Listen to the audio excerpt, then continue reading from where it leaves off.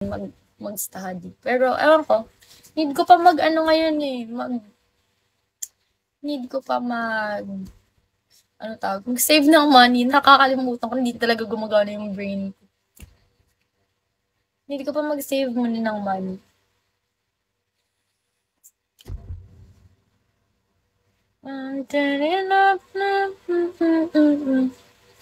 Di ba, James? Mag-study ulit ako. Pati si James talaga yun na sa plano eh. Pero wala na siyang choice, so oo na lang siya. Dito pa ba si James? Dito pa naman si James. Siya pa talaga, oo na lang. Parang wala na siyang choice eh. Oo na lang talaga siya. I feel ko talaga sira talaga yung ano ko. Hindi naman. Gabi naman, sakit naman sa mata. Yan.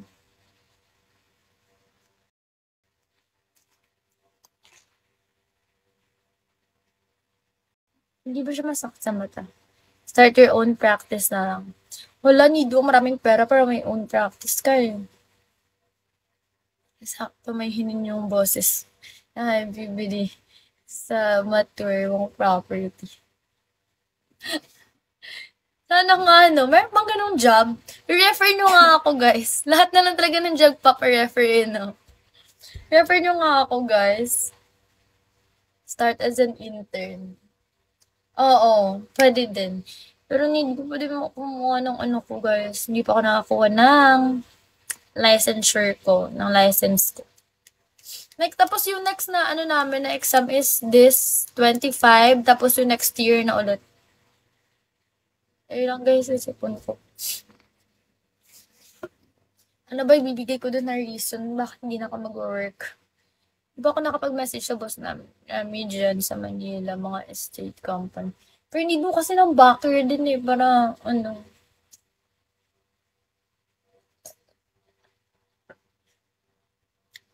Actually, meron nga akong yung ano oras ka mag-live. Depende guys, kung hanggang what time ako mapagod. Charot. Try ko mag 2 hours ngayon. Ilang ano na ba? After din ako mag 2 hours eh. Hindi din kasi ako nakapag-live last time. Hindi ako masyadong nakakapag-live mga ilang days na. Kasi nga masama pa pakiramdam ko. Diba, naabutan na tayo ng dilim. Hindi ko alam paano sasabihin ko dun sa, Sige, alis muna ako. Balik ako mamaya. Okay! Ingat ka! Ingat! You guys, be safe.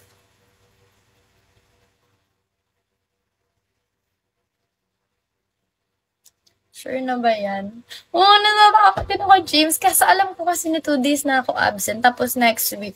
Tapos kino-call out na daw kami for our absences. So, pag umabsent din ako ulit next week, parang alam ko na hindi na talaga. Ikaw din, ingat na.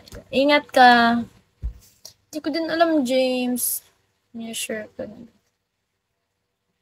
Hindi ko din alam, guys. Nahihirapan din ako mag-decide. Paalam lang. Hindi ko din alam. Kasi kina-call out na daw kami for our absences. Sabi nila. For next week.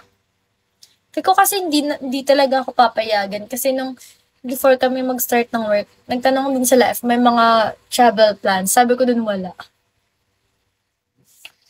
So,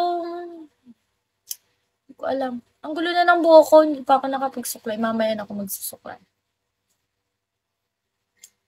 Pero yun, family emergency. Yan din sabi sa akin ng best friend, family emergency. Hindi ko na alam, guys. Pero sa akin kasi yung work pang morning, tas minsan ka lang makakahanap ng work na pang morning. Kasi yun nga,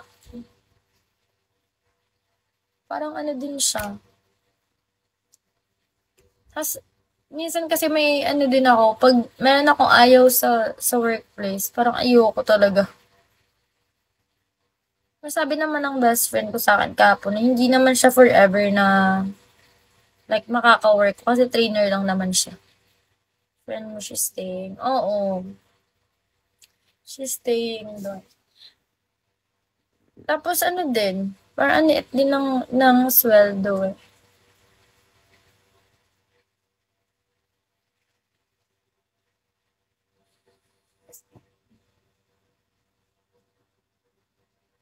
Sabihin mo lang, stepping stone.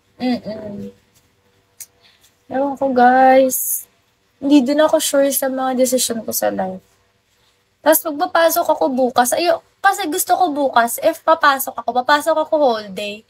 Kasi pag mag half day na naman ako, alam ko na talaga na wala na akong gana na pumasok. So, yeah. Kasi need ko sana ng med cert. Para pumasok na bukas. Kaso, wala nang hindi na ka pagpa-check up.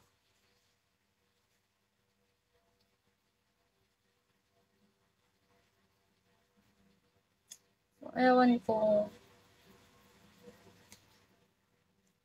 Saka malam mo makapag-work ka abroad. Hoping and praying. Ewan ko, guys. Wala na din kasi akong gana na bumalik doon. Plus, ano talaga ako, parang nahihiya ako na absent ako.